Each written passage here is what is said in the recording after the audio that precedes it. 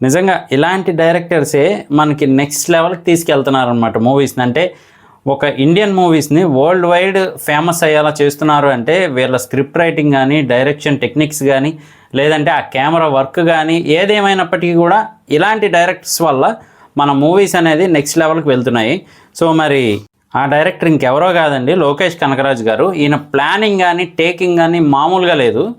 అంటే మూవీస్ ఎంత ఫాస్ట్గా స్టార్ట్ చేస్తున్నారో అంత ఫాస్ట్గా కంప్లీట్ చేసి మళ్ళీ నెక్స్ట్ మూవీకి అయితే వెళ్ళిపోతూ ఉన్నారనమాట. చిన్నప్పటి నుంచి మనం మార్వెల్ మూవీస్ చూస్తూ వచ్చాం, అంటే అవెంజర్స్ ఇవన్నీ కూడా. కానీ ఇండియన్ అవెంజర్స్ టైప్లో అయితే క్రియేట్ చేస్తున్నారు ఎల్సీయూని అయితే మాత్రం మన లోకేష్ కనగరాజు గారు. మీరు అనుకోవచ్చు ఏంటి నాగార్జున గారి ఫోటో ఇవేమీ పెట్టలేదు అని.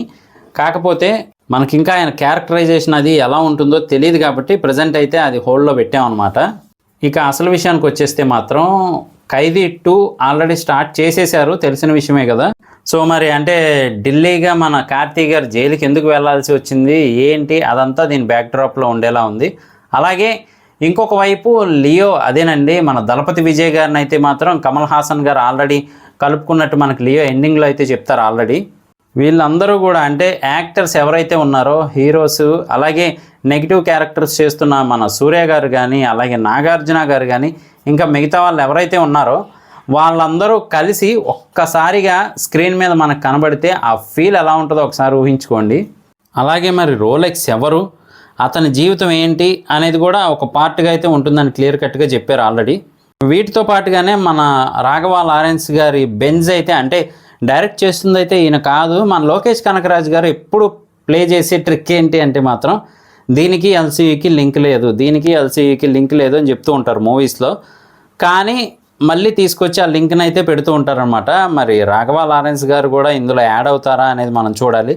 అలాగే ఇక మొత్తం షేక్ అయిపోయే విషయం ఏంటి అంటే మాత్రం కూలీ మూవీ ఆల్రెడీ రజనీకాంత్ గారు షూటింగ్ అదంతా అయిపోయింది, టోటల్గా ఇక రిలీజ్ ఒకటే బ్యాలెన్స్ ఉందన్నమాట ఆగస్టులో.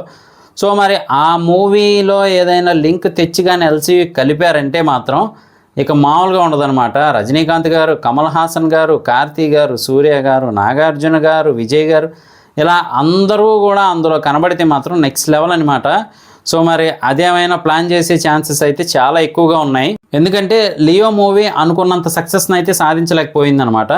సో అందుకని వీళ్ళందరూ కానీ ఒక స్క్రీన్ మీద కనబడేలా ఈయన ప్లాన్ చేసుకుంటే, అంటే కూలీ మూవీని తీసుకొచ్చి లింక్ చేస్తే అదిరిపోద్ది.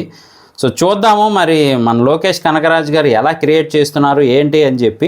ఈయన టేకింగ్ చాలా బాగుంటుంది, అంటే స్టైలిష్గా ఉంటుంది మనకు మూవీ కానీ అదంతా కూడా. అలాగే అన్ని ఎమోషన్స్ని తీసుకొచ్చి లాస్ట్లో కనెక్ట్ చేస్తూ ఉంటారు. సో మరి మొత్తానికైతే ఇండియన్ అవెంజర్స్ని ప్లాన్ చేస్తున్న లోకేష్ కనగరాజు గారి ప్లాన్ సక్సెస్ అవ్వాలని కోరుకుందాం.